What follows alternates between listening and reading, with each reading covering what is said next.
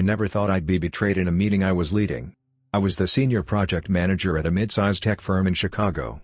I'd spent 6 years climbing the ladder, surviving 3 restructurings, and building a reputation for being sharp, dependable, and, maybe to a fault, loyal to the company. So when corporate announced a new round of layoffs and asked me to help strategically downsize the product team, I stepped up. It was brutal, cold work, selecting who stayed and who went, but I told myself someone had to do it with integrity. Someone had to be fair. Then came Thursday. I opened the final HR spreadsheet, ready to present. But this time, there was something wrong. My name was on the list. I had been laid off. Without warning. No discussion. No explanation. Just a name, mine, buried among 20 others I had spent a week agonizing over. I froze. I stared at the screen, thinking it had to be a mistake. But it wasn't.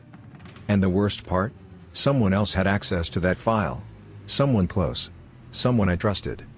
That's when I knew. This wasn't just bad luck or budget cuts. It was personal. Someone stabbed me in the back, and used my own hand to do it. If you've ever worked with people who smile to your face and plot behind your back, you'll want to hear what happened next. Subscribe now, you won't believe how deep this betrayal goes. After the initial shock, I sat alone in the empty conference room, my hands trembling as I stared at the spreadsheet. My name, listed under Phase 1 layoffs. Effective immediately. No severance details. No transition plan. Just an anonymous execution. The weird thing? I knew the version I submitted last night didn't include my name. I was careful. Methodical. I triple-checked it. That meant someone edited the file after I turned it in. And that's when it hit me, the file was shared through our internal document system. It tracked metadata, edit history, IP addresses. Who made changes? When? I opened the version history. My stomach turned. The final edit was made at 1:13 a.m., hours after I'd gone home, by Derek Saunders, my assistant project manager. He was new. Ambitious. The kind of guy who wore $800 shoes to stand in the shadow of your success. I remembered him hanging around late the night before. Said he was catching up on Jira tickets. I didn't think twice. Why would I? I was mentoring him. Grooming him for a promotion. I even vouched for him during his probation period when he bungled a launch. I sat there, pulse pounding, mind racing through every conversation we'd had over the past few weeks. The coffee runs. The fake praise. The late-night questions about company restructuring. It wasn't just betrayal. It was strategic. Calculated. Executed perfectly. And I had walked right into it. I wasn't just being laid off. I was being replaced. I couldn't think straight. Derek. I kept whispering his name under my breath, like saying it enough times would help me believe it. This was the guy I mentored. Took under my wing. I'd gone to bat for him when HR wanted to cut him loose during his first month. I defended him to upper management after he mishandled a key client presentation. Hell, I even covered for him when he ghosted a Monday morning stand-up because he was burnt out. And now, he had slipped a knife between my ribs, and smiled while doing it. I paced the office, still technically employed, for now, trying to figure out what to do. Part of me wanted to storm down to HR and blow the whole thing wide open. But I knew how these things worked. Once your name was on that list, the machinery started turning. It didn't matter if it was a mistake. You were already dead. But I wasn't going to die quietly. So I did something I'd never done before. I played dirty. I downloaded the full version history of the spreadsheet, along with a time-stamped screen recording of Derek's edit. I forwarded it to my personal email, flagged it urgent, and locked down access to all shared folders. If I was going out, I wasn't going without leverage. Then I walked into Derek's office. He was pretending to work, headphones on, sipping some overpriced canned coffee. When he looked up and saw me standing there, he smiled, too fast. That's when I knew, he thought he'd won. But this game wasn't over. Not yet. I closed the door behind me and sat down across from Derek without asking. He leaned back in his chair like he was already in charge. It was subtle, the posture of someone who thought the war was over and the crown already fit. I stared at him, and for a second, neither of us said anything. Then I asked, calm and slow, "You updated the spreadsheet last night? Why?" He blinked. "What?" "The layoff list," I said. "You added my name at 1:13 a.m. His eyes widened for just a moment, just enough. Then he smirked. Must have been a sync error. The file's been glitchy. Maybe you made a mistake. I leaned in. The system logs everything. I have the edit trail. You typed my name in. Then you deleted 2 columns to hide the timestamp. Silence. For the first time, his confidence cracked. He shifted in his seat, dropped his gaze, then tried a different approach. Look, man. It wasn't personal. You've been slipping. The execs noticed. I was just trying to keep the team alive. There it was. No denial. No remorse. Just justification. He really thought what he did made him the hero. I stood up. You had a choice. You could have earned it the right way. But you chose to burn the guy who built the ladder you're standing on. He didn't even flinch. This is corporate, man. People get replaced. Happens every day. I looked at him one last time. Calm. Cold. Not like this. Because what he didn't know, not yet, was that I hadn't just saved the file trail. I had something else. Something that could destroy everything he built. And I was going to use it.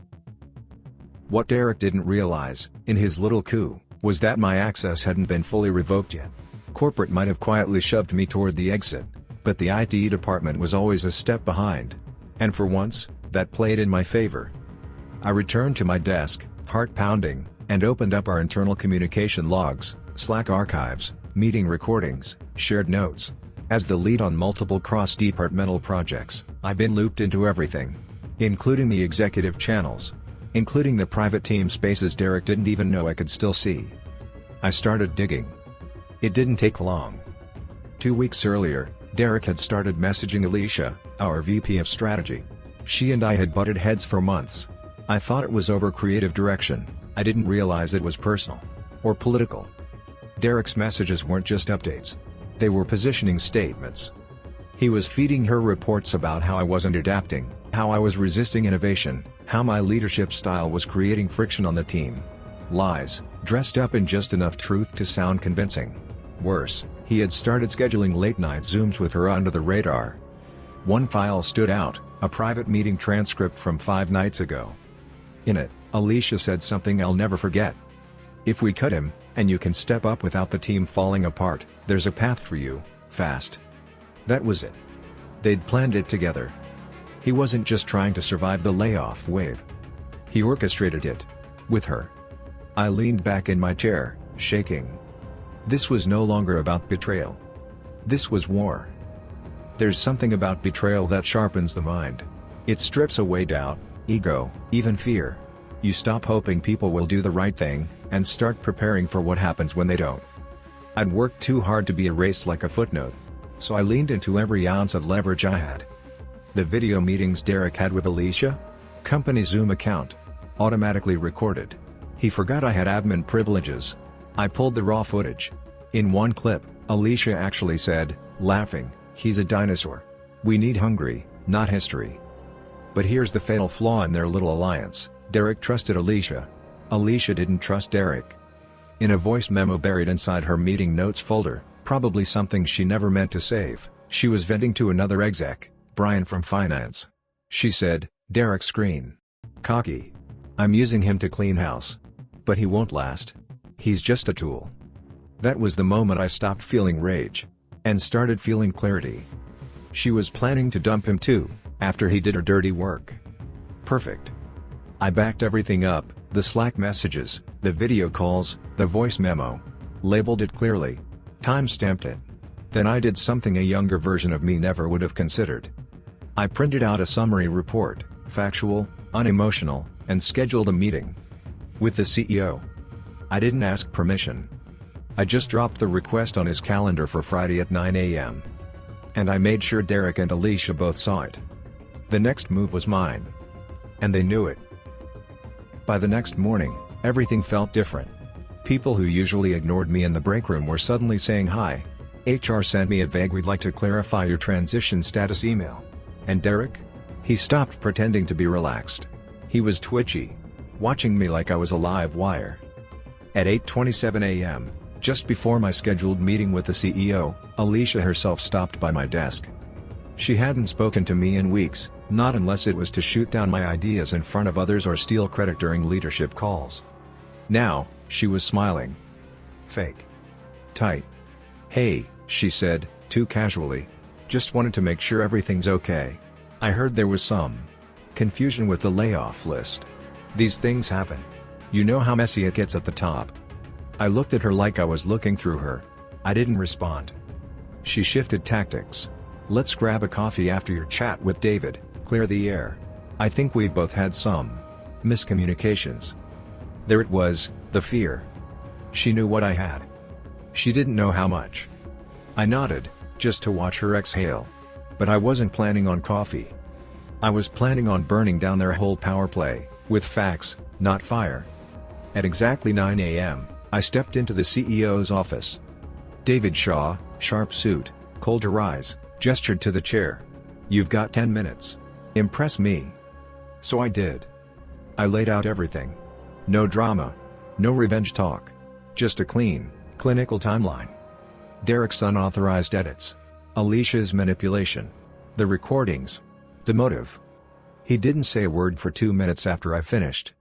Then he leaned forward and said, "Can you send me everything? Unedited?" My hands didn't shake when I said, "Already in your inbox." By noon, the entire floor was buzzing. People sensed something had shifted, but no one knew exactly what, not yet. I returned to my desk, head down, pretending to work while monitoring the Slack channels and hallway murmurs. Derek hadn't shown up since 10 a.m., and Alicia had cancelled all her afternoon meetings. Then, at 3:17 p.m., it started. An email from HR, company-wide. Effective immediately, the product team's leadership structure will undergo internal review. Interim assignments will be announced soon. No names. No explanations. But I didn't need one. 5 minutes later, Derek's profile disappeared from our company directory. Gone. Just like that. But here's the twist I didn't see coming: Alicia was still here. I thought for sure both of them would be booted, clean sweep. But no. She stayed. Kept her title. Kept her office. Kept smiling that icy, boardroom smile like none of this had touched her. For the next few days, things went silent. I kept my head low. Didn't push.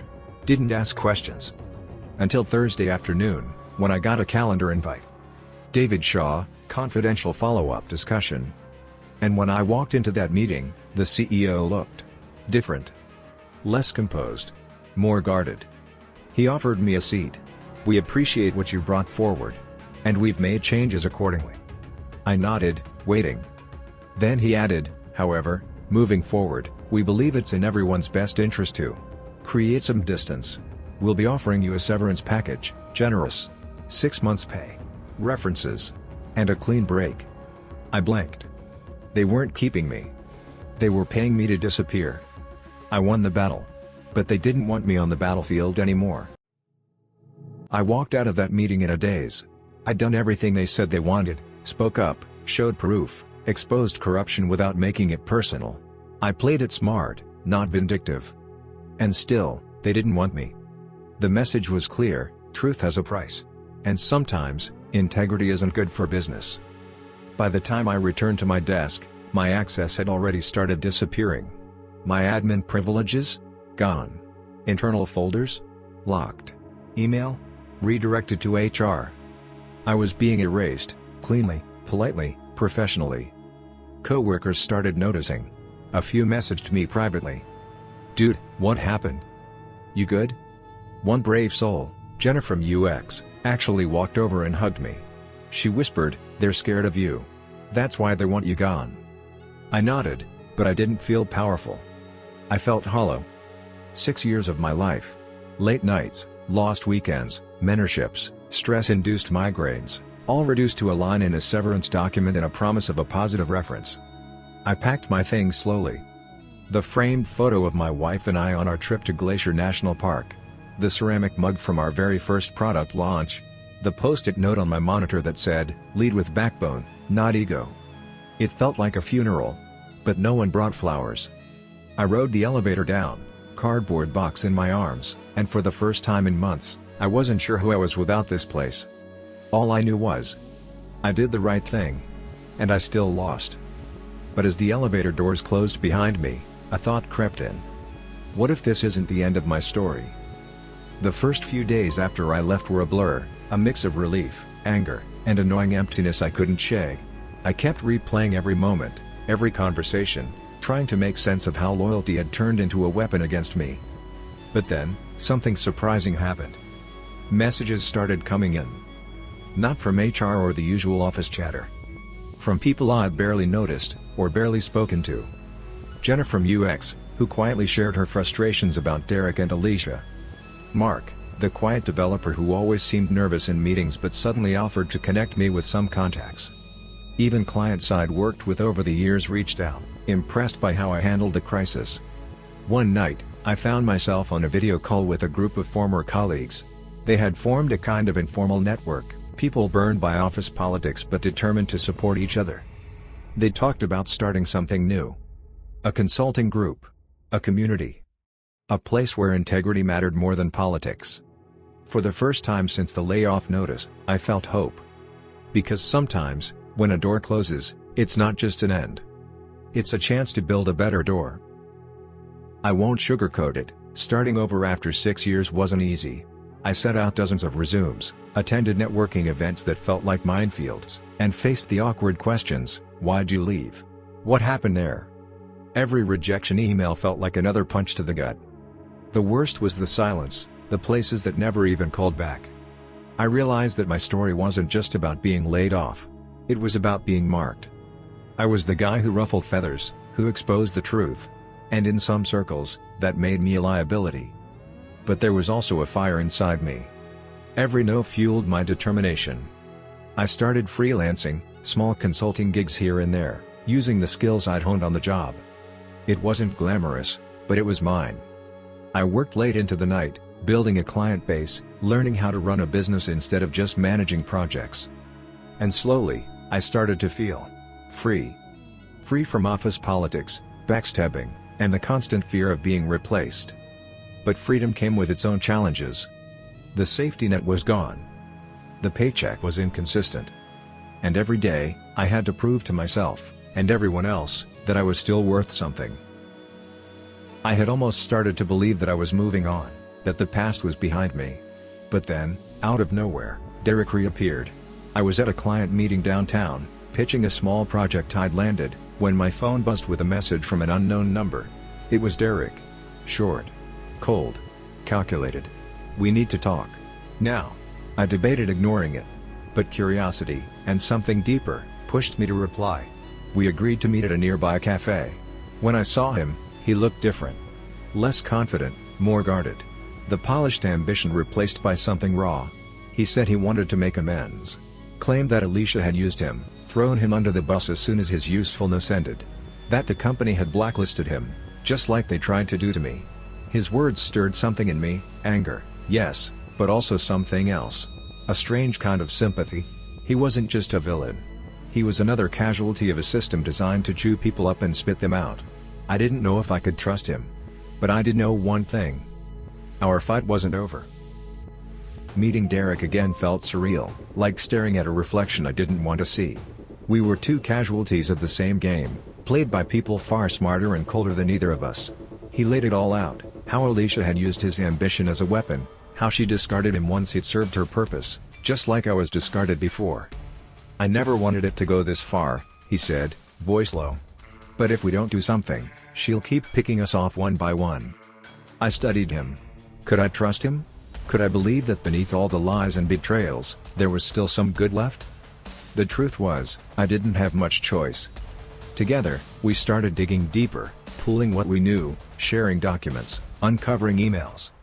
What emerged was a web of manipulation stretching beyond justice, politics that reached higher than the VP level, a toxic culture no one wanted to admit existed. It was dangerous. Risky. But it was the only way to fight back. So, despite every warning bell in my head, I made a decision. We'd take this battle to the next level. We decided to gather everything and go public, not through the company, but through a trusted journalist known for digging into corporate scandals. The night before our meeting with her, I barely slept. Every scenario raced through my mind. Would this cost me my reputation? My career? Would I be blacklisted forever? Derek and I prepared a detailed dossier, emails, recordings, internal memos, enough to make waves. When we handed it over, The journalist's eyes lit up. She said, "This is big. Bigger than just office politics." Within days, the story broke online. Suddenly, employees started coming forward, sharing similar experiences anonymously. The company's stock took a hit. Board members were grilled by the media. The VP, Alicia, was put on leave pending investigation. For once, I felt like we had shifted the balance. But the victory was bittersweet. I knew the fallout would be messy. And for me, it was only the beginning of a new battle, one where nothing would be the same. Looking back now, it's hard not to feel the weight of everything that happened.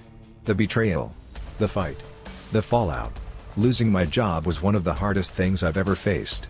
But it also forced me to confront what I truly value. I learned that loyalty isn't always rewarded. That power plays happen everywhere, sometimes right under your nose. But I also learned this. Integrity isn't about winning every battle.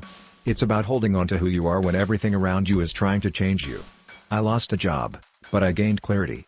I lost false allies, but I found unexpected strength. And most importantly, I learned to fight not just for myself, but for the truth. If you've ever been betrayed, undermined, or pushed out unfairly, know this. You're not alone. And sometimes, the darkest moments are just the start of something stronger. If you want to hear more stories like this, raw, real, and unfiltered, hit subscribe. Because trust me, the drama doesn't stop here.